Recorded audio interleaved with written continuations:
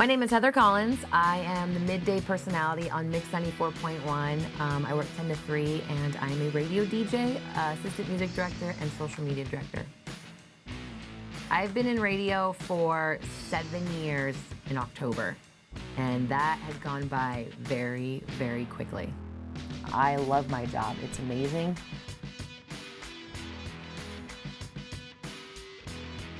Watching fans meet their idols and fangirling and just seeing the emotion of happiness on their faces when they get to experience, whether it's a live show or meeting their favorite band, is like the greatest feeling in the world, because you help them achieve that goal, and that's gonna be something stuck with them for the rest of their life. What got me into radio was actually an accident. I was going to school with the Art Institute, and I also liked photography and was taking photography classes.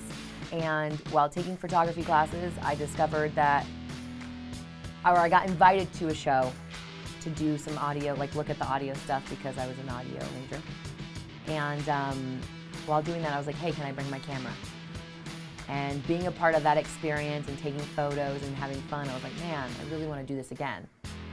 And I got invited back again to take more photos. They weren't very good. And they kept inviting me back, and they invited me back. And the more and more I was around radio and saw what it does and how it's so, people don't think radio is this big thing, but it really is. Everyone listens to the radio. No matter what, you listen to the radio. When your whatever fails in your car, you're gonna listen to, or whatever accounts you have on whatever systems, you're always gonna go back to the radio.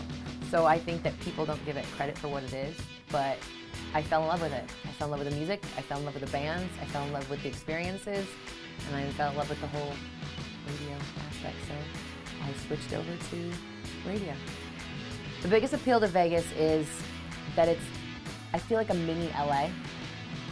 There's the experiences, maybe not as many as experiences like LA. Everything in LA is a little bit more extravagant, or even New York or Texas or anything. But there's still enough projects and enough ambition and dreams in Vegas that I feel like it's a mini LA without the expensive apartments. My favorite interview I've ever done, it's hard. It's really hard because each interview is a different experience. Maybe one is a lot of fun because we got to play a game, or one's really cool because of an inspirational message or the way I walked out of it feeling. I always go back to my first, or my favorite two, is my 21 Pilots interview. It was a cool feeling to have the band say you can only have 4 minutes for an interview, then walk in and see what I was trying to accomplish, and then giving me, I think it was like 8 minutes. And I played Django with 21 Pilots, and they loved it, and it was fun, and it turned out to be really cool. And my second favorite one was I got to interview Chris Martin of Coldplay, and I walked out of there believing it in myself. He gave me advice about some things that I talked about with him, and I was like, wow, I came here to interview you about your life, and I walked out of here feeling amazing, and you just gave me hope, and you can do anything you want in life as long as you work hard for it. My advice to students, or anyone that has a dream, you need to focus and make a plan. You need to go out and you need to meet people. You need to go make connections with people, because at the end of the day, most people are genuine, and if they see that they can help you out, even if it's something small and little, they will help you out or give you that extra hand to get you maybe one step closer to your dream. I will say this job I owe to my friend Juan. I met him when I was 15 at Tropical Smoothie, my first job. And the chick who worked there was like, she wants to do audio when she goes older, and he was an audio guy. He was like, come back to me when you're 18. And I did. And I stayed friends with him when I was 18. And when I finally had the opportunity when I was 20, he brought me around to check out the audio stuff for a Mix Underground Lounge. And if I would have never, I hate to say this, and AI is gonna kill me for saying this, if I wouldn't have ditched class that day and went to that underground lounge, I wouldn't be here. So make connections, do what you gotta do in life to get ahead. If you gotta skip class or, call out of a job, I did that too.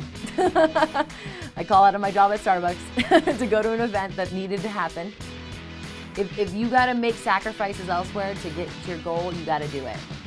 And don't give up if you get a no. You gotta keep going. Like, you're gonna get no's, you're gonna get let down. I remember when I got denied the first time for nights, I sat in that corner over there and I cried. I remember looking out that window, crying my eyes out, going, I just missed my opportunity because I wasn't good enough. Sure enough, 7 months later, I got nights and everything was okay. So everything happens for a reason. As long as you keep working hard and you're true to yourself, good things will happen.